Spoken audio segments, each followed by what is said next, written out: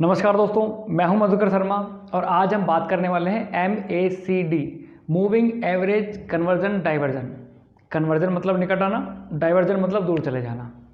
MACD मतलब मेरा तो फेवरेट है ये, मैं बहुत दिनों से इसको यूज़ कर रहा हूँ और ट्रेड भी करता हूँ इसके ऊपर। लेकिन कोई भी इंडिकेटर, कोई भी ऑसिलेटर काम कब अच्छा करता है? देखो, जब या तो मार्केट अप ट्रेंड में हो या डाउन ट्रेंड में। अगर साइड वाइज चलेगी ना मार्केट, तो कितना भी बढ़िया इंडिकेटर क्यों ना हो, उसके रिजल्ट्स आपको अच्छे नहीं मिलेंगे। मतलब जहाँ पर बाई करोगे तो स्टॉप लॉस, सेल करोगे तो स्टॉप लॉस, मतलब स्टॉप लॉस आपके हिट होते ही रहेंगे। तो कभी भी किसी भी इंडिकेटर का यूज़ करो तो सबसे पहले एक बार चेक कर लो कि मार्केट अप ट्रेंड में है या डाउन ट्रेंड में है।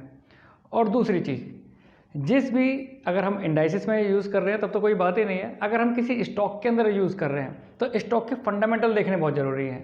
जैसे मान लिया अगर हम किसी भी प्लेयर पर दाव लगाते हैं तो हम क्या करते हैं, हम हमेशा करते हैं कि जो बेस्ट होता है ना, मतलब जो स्ट्रॉन्ग कैंडिडेट होता है, हम स्ट्रॉन्ग कैंडिडेट के ऊपर दाव लगाते हैं। हमें लगता है कि हाँ भाई स्ट्रॉन्ग कैंडिडेट है, ये जीतेगा ही जीतेगा। इसी तरीके से फंडामेंटली अगर स्ट्रॉन्ग कंपनी है ना और मार्केट अगर ऊपर जा रही है तो वो बहुत तेज़ी से ऊपर जाएगा और आपको बहुत अच्छे से रिटर्न देगा। दोस्तों, हमेशा स्ट्रॉन्ग कैंडिडेट पे ही पैसे लगाने चाहिए, मतलब स्ट्रॉन्ग कंपनी पर। और जो सबसे इंपॉर्टेंट चीज़ है वो क्या है? पेशेंस। पेशेंस होना बहुत ज़रूरी है।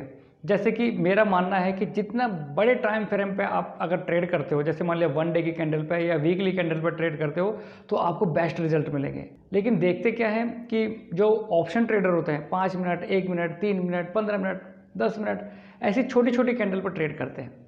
मैं ये नहीं कहता कि इसके अंदर प्रॉफिट नहीं बना सकते, आप प्रॉफिट बना सकते हो, लेकिन इसके अंदर इंडिकेटर बहुत अच्छे से काम नहीं करते। मतलब बार बार आप देखोगे स्टॉप लॉस हिट हो जाते हैं।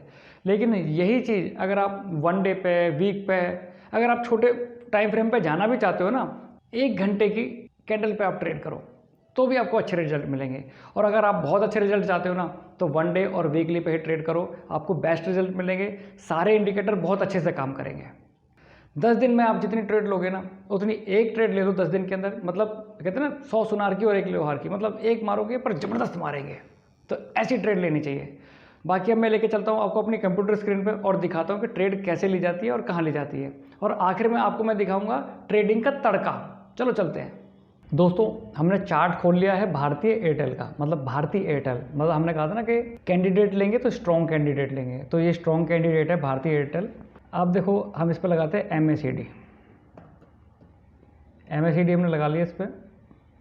अब एक काम करते हैं, इसकी जो थोड़ी सी लाइनिंग है ना, उसको थोड़ा डार्क कर लेते हैं, थोड़ा सा डार्क, ताकि दिखाई देने में दिक्कत ना हो। देखो, ये जो ब्लू वाली लाइन है ना, स्काई ब्लू वाली, ये है MACD की। इसको थोड़ा डार्क कर लेता हूँ। ब्लू वाली लाइन हो गई MACD और जो येलो वाली है ना, ये हो गई सिग्नल। ठीक है ना। अब देखते हैं कि किस तरीके से ट्रेड बताता है MACD। अब जहाँ पर ये देखो, ये जो रेड और ग्रीन वाली बार दिखाई दे रही है ना, जहाँ पे ग्रीन बार खत्म हो रही है वहाँ से रेड बार स्टार्ट हो रही है। तो जहाँ पर ये स्टार्टिंग पॉइंट है ना, इसे 0 पॉइंट कहते हैं, जीरो, लेवल 0। मतलब ग्रीन खत्म हुई, रेड चालू हुई, तो जिस लेवल पे दोनों मिलती है ना, उसे कहते हैं 0 पॉइंट। ठीक है ना। इस 0 पॉइंट से अगर मान लिया इस इधर देखिए, इधर रेड बंद खत्म हुई, ग्रीन स्टार्ट हुई और यहीं पर ब्लू लाइन ने येलो लाइन को ब्रेक किया। मतलब MACD कहता है कि जहां पर MACD की लाइन सिग्नल पॉइंट को ब्रेक करती है ना, काट के ऊपर की तरफ निकलती है, वहां पर हम बाई कर सकते हैं। मतलब इस पॉइंट के आसपास हम बाई कर सकते हैं। ठीक है ना। और जब ब्लू लाइन येलो लाइन को ब्रेक करके नीचे जाती है, वहां पर हम सेल करते हैं। मतलब या तो हम अपनी जो पोजीशन है इसको स्क्वायर ऑफ कर सकते हैं या फिर वहाँ पर सेल कर सकते हैं। ये कहता है MACD। ठीक है ना। और भी बहुत सारी जगह पर है, पर अगर आप यहाँ पर देखोगे ना, तो यहाँ पर कभी कह रहा है कि खरीद लो, कभी कह रहा है बेच दो, कभी कह रहा है खरीद लो, कभी बेचो। अरे भाई, कितनी बार खरीदेंगे बेचेंगे? ये तो स्टॉप लॉस हिट हो जाएगा हमारा। बार बार अगर खरीदेंगे बेचेंगे, खरीदेंगे बेचेंगे, तो हर दूसरी कैंडल पे स्टॉप लॉस हिट होगा। अगर MACD इतनी सारी पॉसिबिलिटी बताता है कि यहाँ पर खरीदना, यहाँ पर बेचना, ऐसे तो बड़ी परेशानी हो जाएगी। हम लंबे मतलब टारगेट्स कैसे लेंगे, ये चेक करना बहुत ज़रूरी है। डे की कैंडल पे और ये वीकली कैंडल पे भी इसके रिजल्ट्स अच्छे हैं। कैंडल्स वही रहती हैं, सब कुछ वही रहती है, बस टाइम ड्यूरेशन बढ़ जाती है, उसी तरीके से काम करती है। पर वीकली पे, मंथली पे बहुत अच्छे रिजल्ट्स हैं इसके, बहुत बढ़िया। ठीक है ना। जैसे देखो, वीकली पे इसने यहाँ पर बोला काटने के लिए, इसने यहाँ पर काटा, इसने यहाँ पर ले लिया और देखो बहुत अच्छा अपसाइड दिखा। फिर यहाँ पर इसने कहा बेचने के लिए, हमने अपनी पोजीशन यहाँ पर ख़त्म कर दी, खाली कर दी। ठीक है ना। उसके बाद फिर इसने यहाँ पर फिर से कहा बाई करने के लिए, देखो फिर से यहाँ पर हमने बाई किया और फिर इसने कहा यहाँ पर सेल करने के लिए, हमने यहाँ पर सेल कर दिया। यहाँ से लेके यहाँ तक का हमें टारगेट मिला। तो वीकली कैंडल पे तो बहुत अच्छे टारगेट मिलते हैं, मतलब 2-2 3-3 महीने तक लगातार आप प्रॉफिट एंजॉय कर सकते हो, ठीक है ना। लेकिन डे पे थोड़े छोटे मिलेंगे, जितनी बड़ी कैंडल जितना बड़ा टाइम ड्यूरेशन उतने ही बड़े बड़े टारगेट्स। लेकिन समस्या ये है कि जब मार्केट साइडवाइज हो जाती है ना, साइडवाइज चलती है, वहाँ पर ये बार बार कहता है खरीदो बेचो खरीदो बेचो, वहाँ पर प्रॉब्लम हो सकती है। तो हमें एक ऐसी जगह चाहिए जो बिल्कुल सटीक हो, जो हमें बता दे कि हाँ हमें यहाँ पर बाई करना ही चाहिए। तो वो कौन सी जगह है वो बताता हूँ मैं आपको। देखो इसमें क्या करना पड़ेगा हमें, मैंने आपको कहा था ना तड़का लगेगा, तड़का प्रॉफिट का तड़का। देखो प्रॉफिट का तड़का लगाने के लिए हमें क्या करना है, यहाँ पे RSI जोड़ लो इसके अंदर। अभी डे कैंडल पे चल रहा है, ठीक है ना। ये तो बहुत बड़ा हो गया चार्ट। अब हमें क्या करना है, RSI क्या बताता है कि जब भी RSI 50 से ऊपर पहुंचे तो इसका मतलब यह है कि स्टॉक के अंदर स्ट्रेंथ बननी स्टार्ट हो गई है। तो बस उस 50 के आंकड़े को ही छूते हैं हम। देखो इस जगह पे आप देखेंगे यहाँ पर RSI डे कैंडल पे 50 से ऊपर चल रहा है और यहीं पर ही ब्लू लाइन ने येलो लाइन को काटा और रेड लाइन मतलब जो रेड बार्स थी वो बननी बंद हुई और ग्रीन बार्स बननी स्टार्ट हुई। तो इसी जगह पर हमने अपनी पोजीशन ले ली, मतलब करीब करीब इस जगह पे। उसके बाद देखो ब्लू लाइन ने येलो लाइन को ब्रेक किया और साथ में इसने 50 से नीचे इसने अपनी क्लोजिंग दी RSI ने, मतलब हमारी पोजीशन यहाँ पर कट जाती है, हम यहाँ पर पोजीशन अपनी काट सकते हैं। हमने यहाँ पर बाई किया करीब करीब 860 रुपये पे और यहाँ पर बेचा करीब करीब 931 रुपये पे, ठीक है ना। इस तरीके से हम बाई कर सकते हैं। अब देखो थोड़ा सा पीछे आके देखते हैं, इस जगह यहाँ पर RSI 50 से ऊपर चल रहा है और यहीं पर ही 0 पॉइंट से ऊपर चल रहा है हमारा MACD।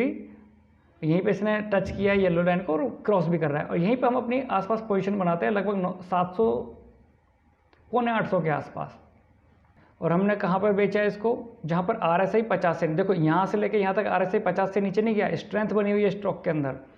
और देखो यहाँ जैसे यहाँ पर 50 से नीचे आया लगभग यहाँ पर पौने 800 के आसपास हमने अपनी पोजीशन स्क्वायर ऑफ कर दी, मतलब पौने 800 से ली और पौने 900 के आसपास हमने स्क्वायर ऑफ किए। 100 पॉइंट मिले हमें यहाँ पर। बीच में अगर आप यहाँ पर देखेंगे ना, बीच में RSI तो ऊपर है, लेकिन कितनी बार ऐसा हुआ कि रेड बार्स बनी है, यहाँ पर रेड बार बनी है, ब्लू लाइन ने नीचे की तरफ येलो लाइन को ब्रेक किया है, लेकिन फिर भी हमने अपनी पोजीशन नहीं छोड़ी क्योंकि हमें पता है कि अभी स्टॉक के अंदर स्ट्रेंथ बनी है, बीच बीच में थोड़ी बहुत प्रॉफिट बुकिंग आती है, ठीक है ना। और देखो हम टिके रहे इसके अंदर और देखो हमें फिर और बड़ा टारगेट मिला यहाँ तक, मतलब 100 पॉइंट किसी स्टॉक के अंदर कैप्चर करना ना एक बहुत बड़ी बात होती है, वो भी थोड़े ही समय में। अब जैसे हम यहाँ पर देख लेते हैं, यहाँ पर RSI 50 से ऊपर पहुँचा है, 50 से ऊपर पहुँचा और यहाँ पर ब्लू लाइन ने येलो लाइन को ब्रेक किया ऊपर की तरफ। हमने यहाँ पर अपनी पोजीशन बना ली और उसके बाद देखो कहाँ तक, यहाँ पर जाके इसने 50 को हल्का सा टच किया है और वापस फिर दोबारा से ऊपर आ गया और फिर दोबारा हल्का सा टच करके सपोर्ट लेके वापस चला गया। रेड बायर्स बनी है ज़रूर, लेकिन स्टॉक के अंदर स्ट्रेंथ कम नहीं हुई। 50 के आसपास RSI चल रहा है और चलता ही जा रहा है। मतलब अगर आपने यहाँ पर इस जगह अपनी पोजीशन बनाई है, इस जगह करीब करीब, तो देखो करीब करीब 990 के आसपास अपनी पोजीशन बनाई है और 1224 चल रहा है, मतलब बहुत बड़े बड़े टारगेट्स मिलते हैं आपको। स्टॉक होना चाहिए स्ट्रेंथ वाला, मतलब जो फंडामेंटल स्ट्रॉन्ग हो, मार्केट अप ट्रेंड में चल रही है, हमारा स्टॉक अप ट्रेंड में चल रहा है, RSI 50 से ऊपर चल रहा है और ब्लू लाइन ने येलो लाइन को ब्रेक किया है ऊपर की तरफ। सारे सिम्टम्स बता रहे हैं कि स्टॉक के अंदर अब तेज़ी बनी रहेगी। तो दोस्तों हमेशा ऐसे ही कुछ सिम्टम्स को ढूंढो।